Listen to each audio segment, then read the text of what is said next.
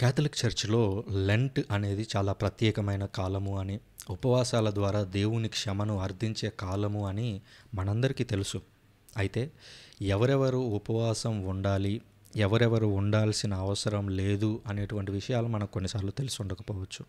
కనుక ఈ వీడియో ద్వారా ఎవరెవరు ఖచ్చితంగా ఉపవాసం ఉండాలి, ఎవరెవరు ఉపవాసం ఉండాల్సినటువంటి అవసరం లేదు అనేటువంటి అంశాల గురించి లోతుగా తెలుసుకుందాము.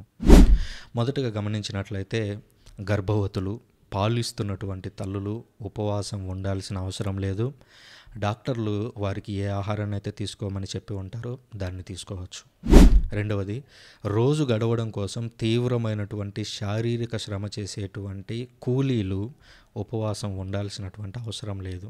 మూడవది, ఆహారం మానేస్తే అనారోగ్యం బారిన పడేటువంటి ఆరోగ్య సమస్యలు ఉన్నవారు ఉపవాసం ఉండాల్సినటువంటి అవసరం లేదు.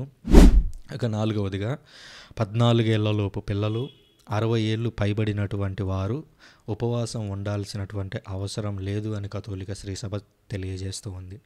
ఐదవది, క్రమం తప్పకుండా టాబ్లెట్స్ వేసుకోవాల్సినటువంటి అనారోగ్యాలతో ఉండేటువంటి వారు ఉపవాసం ఉండాల్సినటువంటి అవసరం లేదు అని కథోలిక శ్రీసభ తెలియజేస్తూ ఉంది. ఒకవేళ ఈ గ్రూపుల్లో మనము లేకపోతే, అనగా 14 ఏళ్ళు పైన 60 ఏళ్ళ లోపు ఉండి ఆరోగ్యం బాగా ఉన్నటువంటి ప్రతి ఒక్కరూ ఉపవాసం ఉండాలని కథోలిక శ్రీసభ కోరుతూ ఉంది. మరి మీరు ఉపవాసం ఉండాలని నిశ్చయించుకున్నారా లేదా? నాకు తెలియజేయండి మీ కామెంట్ ద్వారా.